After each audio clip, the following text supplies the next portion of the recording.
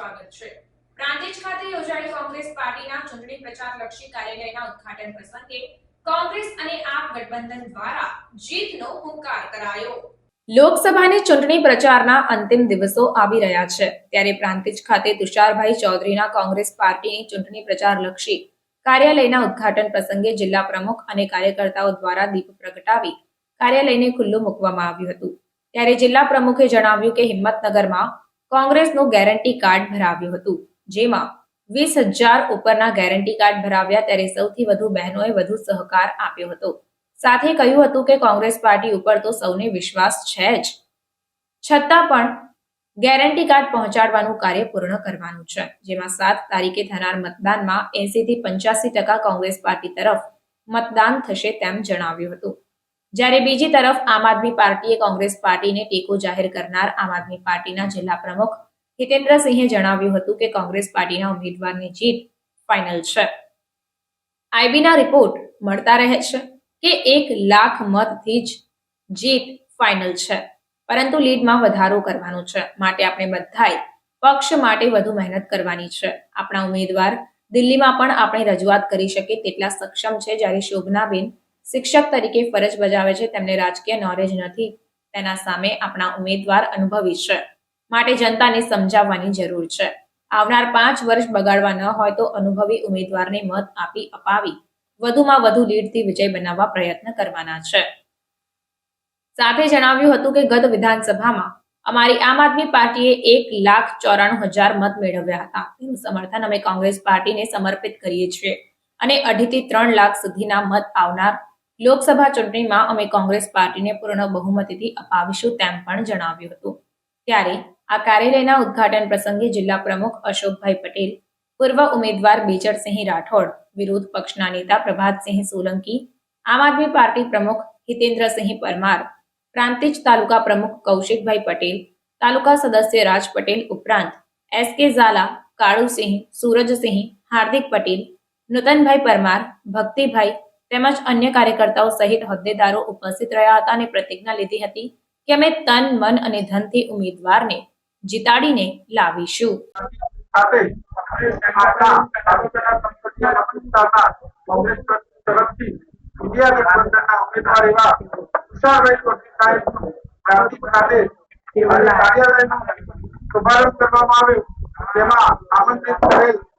જિલ્લા પ્રમુખ અશોકભાઈ પટેલ, આમ આદમી પાર્ટીના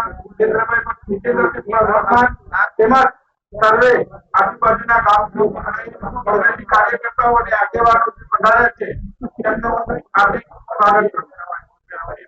તેમજ હવે ચૂંટણી 7 તારીખે નજીક આવી ગઈ છે, તો દરેક આગેવાનો અને કાર્યકર્તાઓને મારી એટલી વિનંતી છે, આ વખતે કોઈ પણ જાતના વાદ વિવાદ, નાત જાત વિના આપણે સૌ બધા ખભે ખભો મિલાવી એક થઈ અને આપણી કોંગ્રેસ પાર્ટીના આપના ઉમેદવાર ડોક્ટર તુષારભાઈ ચૌધરીને ખૂબ જંગી મતોથી આપણે જીતાડીએ અને આપના તાલુકામાંથી તેમને થોડાક જે વિજય મત એ આપણે એમના કોંગ્રેસ પાર્ટીના મત છે એ આપણે એમના બીજેપી કરતા 5 મત પણ વધારે આવે એવી હું દરેકને આહ્વાન કરું છું અને સર્વે મિત્રો આ કામમાં જોડાઈ જાય એવી પણ હું દરેકને વિનંતી કરું છું।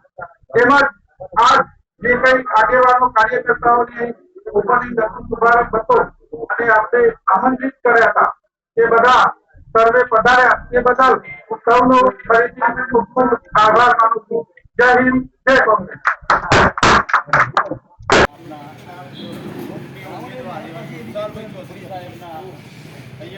પાર્ટી કાર્યાલયના ઓપનિંગની અંદર ઉપસ્થિત કોંગ્રેસ પાર્ટીના જિલ્લા સંગઠનના પ્રમુખ અશોકભાઈ પટેલ સાહેબ, વિરોધ પક્ષના જિલ્લા પંચાયતના નેતા પ્રભાતસિંહ સોલંકી, તલોદ તાલુકા પંચાયતના પૂર્વ પ્રમુખ એસકે ઝાલા સાહેબ, પ્રાંતિજ તાલુકા પંચાયતના પૂર્વ પ્રમુખ કાળુસિંહ ચૌહાણ સાહેબ, તેમજ કોંગ્રેસના પ્રાંતિજ વિધાનસભાના પૂર્વ ઉમેદવાર બેચરસિંહ સાહેબ, એમને રાજકીય નોલેજ નથી, આ દિલ્હીની ગાદી ઉપર અને દિલ્હીની રાજ સિંહાસન અને જે સંસદની અંદર અનુભવ કરવા માટે 5 વર્ષ જોઈએ છે. આજે આપણો ઓલરેડી પ્રેક્ટિકલ ઉમેદવાર આપણી જોડે આવી ગયા છે. એમને બીજા દિવસથી સાઇન કરી તમારા કામ ચાલુ કરવા. જનતાને આપણે આ કહેવાનું છે કે આપણા 5 વર્ષ બગાડવા ના હોય સાબરકાંઠાની જનતાના, પ્રાંતિજની જનતાના, પ્રાંતિજ શહેરની જનતાના બીજા તરફથી પ્રાથમિક શક્તિ ઉમેદવાર પ્રેઝન્ટ છે એના બીજા દિવસથી આપણે કામ ચાલુ કરવું હોય તો આ ઉમેદવાર આપણા માટે બહુ સારા ઉમેદવાર છે. અહીંયા ઘણા પ્રશ્નો છે જે કેન્દ્ર લેવલના પ્રશ્નો જે 10 વર્ષ સંસદ લઈ ચૂકેલા છે દીપથી રાઠોડ કે જેમના શાસનની અંદર હજી સુધી પૂરા નહીં ગયા. તલોદની અંદર અમારું ઓવરબ્રિજ બને છે. છેલ્લા કેટલાય વર્ષોથી જનતા પરેશાન છે. આવા જે કેન્દ્ર લેવલના કામકાજો અટકી રહ્યા છે. અહીંયા હાઈવેની અંદર, નેશનલ હાઈવેની અંદર ઘણા પુલોનું જે પુલ છે એ પુલોનું કામ હજી સુધી અટકી રહ્યું છે. આ કામ ખરેખર આ પુલોનું મંજૂર કરાવનાર આપણે તુષારભાઈ હતા. આ લોકો સુધી હજી સુધી એ પુલો પૂરા નથી થયા. એટલે આવા ઘણા બધા 5 પ્રશ્નો છે. સિંચાઈને લગતા કોઈ કેન્દ્રના પ્રશ્નો છે. તો લગભગ 33 વર્ષથી કોંગ્રેસમાં છું, પણ આ ભાઈને 20 વર્ષથી આગળ નથી આવ્યો. તો તમે વિચારતા હો તો કેટલો વિરોધ તો પાર્ટી માટે તો વોટિંગ કરું છું. ભાઈ ચાલે રાખવું તમારા ગામમાં ચાલો સવાલ ગામમાં શું ફરી તમે આવ્યા સલાલ ગામમાં શું લેવડાવ્યું તમામ ક્ષત્રિયોને સોગંદની સાથે ભાજપના તમામ ક્ષત્રિયોને અમારા આ વખતે કોઈ પણ સંજોગોમાં આપણે ભાજપ કોંગ્રેસ નથી કરવાનું. ફક્ત ને ફક્ત તુષારભાઈ યાદ કીધેલું તુષારભાઈ આ વખતે પંજાબમાં વોટિંગ તમારો પોતાનો મત છે ના આપો, પણ તમારો ફેમિલીનો મત એમાં આપવાનું બીજું કોંગ્રેસને આપો. કેટલો ટાઈમ બગાડે એટલે આ પ્રાથમિક તલોદ તાલુકાના કાર્યક્રમ મિત્રોને અને વડીલોને ચાલવા બહુ અનુભવી છો અને મારા કરતી વધારે આજે કોણ ના પાડો હા એમ જો કાકોના બધા છે ને અને તાંડા કરતા કરતા આજે ખાલી પ્રભુ અમારા વડીલ ઝાલા સાહેબ અમારા ભાઈ વકીલ સાહેબ બારે સાહેબ ને તમે એ બધું જવાને આજે જાહેરમાં કહું છું કે આ માણસ જો તમારી પાર્ટીમાંથી જો આ વખતે જીત્યો ને તો વેરી વેરી ઓગણા જે હશે ને ભાજપના એ તમને બધા જુદા કરશે. અમારે ચારું છે તો ધોરણ રીતે એટલે મારું તો એક જ બધાને પ્રતિજ્ઞા કરવાનું કહું છું. તમે ઉભા થાવ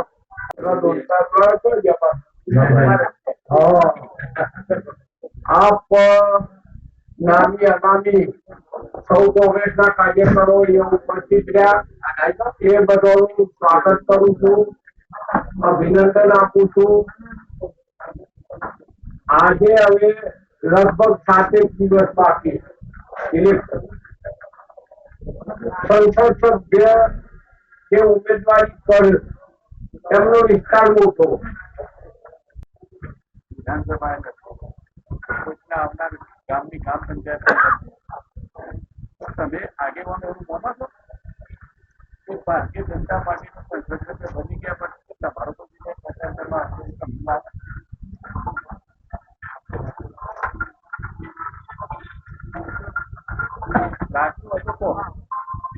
અથવા તો એ 5 જગ્યાએ આપણે નાની કેટલા ફંડ જેમ કે છે તમારી પાર્ટીમાં તમારી જોડે તમારી ટિકિટો કપાતી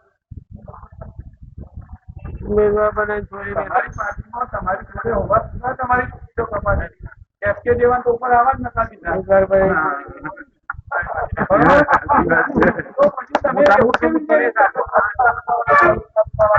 તમારું કલ્યાણ થઈ જાય